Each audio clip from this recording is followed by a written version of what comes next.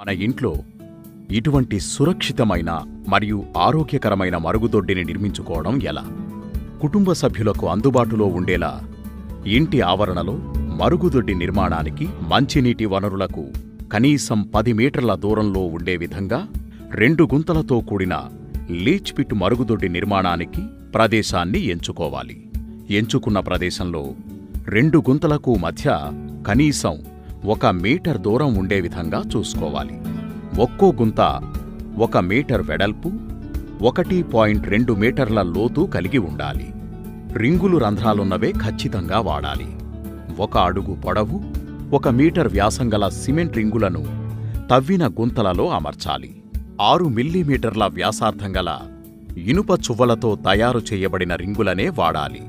Junction box నుండి 2 గుంతలలోనికి పైపులు కనీసం 0.3 మీటర్లు అంటే 1 అడుగు లోపలికి ఏటవాలుగా ఉండాలి.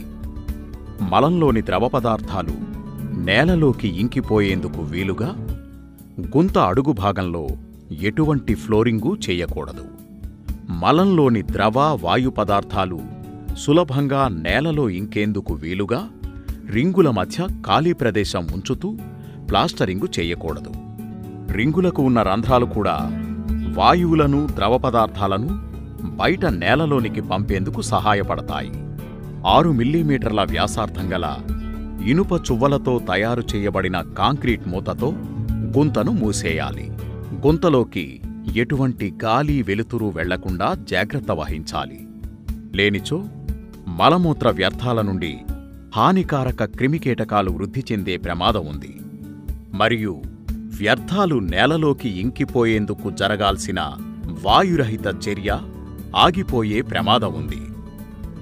గాలి వెలుతురు తగలకుండా మూతపెట్టడం వలన వాయురహిత చర్య జరుగుతుంది. హానికారక కీటకాలు వృద్ధి చెందవు. లీచ్ పిట్ గుంతలో నుండి వెంట్ పైప్ అమర్చకూడదు. వెంట్ పైప్ అమర్చితే గాలి వెలుతురు గుంతలోకి ప్రవేశించి వాయురహిత చర్య జరగకుండా అడ్డుపడుతుంది. వెంట్ పైప్ను సెప్టిక్ ట్యాంకుల దగ్గర వాడతారు. లీచ్ పిట్ల దగ్గర వాడకూడదు. మరుగుదొడ్డి నుండి జంక్షన్ బాక్సుకు, జంక్షన్ బాక్సు నుండి గుంతలోకి పైపును అమర్చేందుకు 1:15 నిష్పత్తిలో వాలు పాటించాలి. జంక్షన్ బాక్సు నుండి గుంతల్లోకి అమర్చిన పైపు 1 మూసి 1 తెరిచే విధంగా ఏర్పాటు చేసుకోవాలి. 1 గుంత నిండిన తరువాతే 2వ గుంతను తెరవాలి. 2వ గుంత నిండే లోపల మొదటి గుంతలోని మలం మొత్తం వాయురహిత రసాయన చర్య ద్వారా కంపోస్టు ఎరువుగా మారుతుంది. దాన్ని సులభంగా తొలగించి ఎరువుగా వాడుకోవచ్చు. సాంకేతికంగా అమర్చబడిన 2 గుంతల మరుగుదొడ్డి దృశ్యరూపం. పీ ట్రాప్ నుండి జంక్షన్ బాక్సుకు కొంత వాలుతో పైపును కనెక్ట్ చేయాలి. మరుగుదొడ్డి కుండి పీ ట్రాప్ నుండి జంక్షన్ బాక్సునకు, జంక్షన్ బాక్సు నుండి గుంతలోనికి పైపులను సరైన వాలుతో బిగించాలి.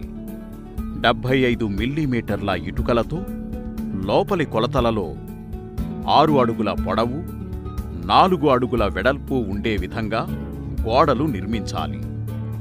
దీనిలో సగభాగం స్నానాల గదిగా వాడుకోవచ్చు.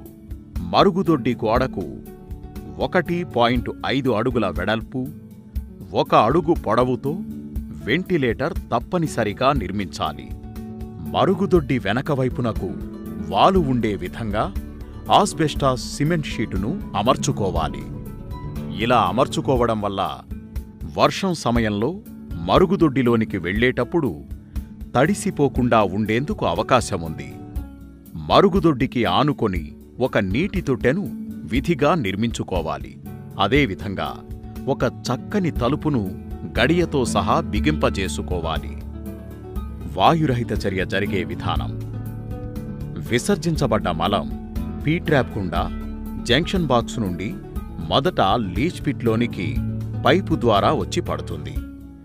ఇలా వచ్చి పడిన మలమూత్ర ద్రవాలు లీచ్ పిట్ గుంతకు బిగించబడిన మూత వల్ల, రింగుల మధ్య ఖాళీ స్థలం వల్ల వాయురహిత చర్యకు లోనై గుంత అడుగు భాగంలోకి రింగుల రంధ్రాల నుండి నేలలోనికి ఇంకిపోతుంది. మొదటి గుంత మొత్తం నిండిన తరువాత జంక్షన్ బాక్స్ నుండి రెండవ లీచ్ పిట్కు కనెక్షన్ ఇచ్చినప్పుడు రెండవ గుంత నిండే లోపల మొదటి గుంతలోని మలమంతా ఎండిపోయి ఎరువుగా మారిపోతుంది. దానిని సులభంగా తీసివేయొచ్చు. రెండవ గుంత నిండిన తరువాత తిరిగి మొదటి గుంతను జంక్షన్ బాక్సుకు సంధానించి ఎప్పటిలాగే వాడుకోవచ్చు.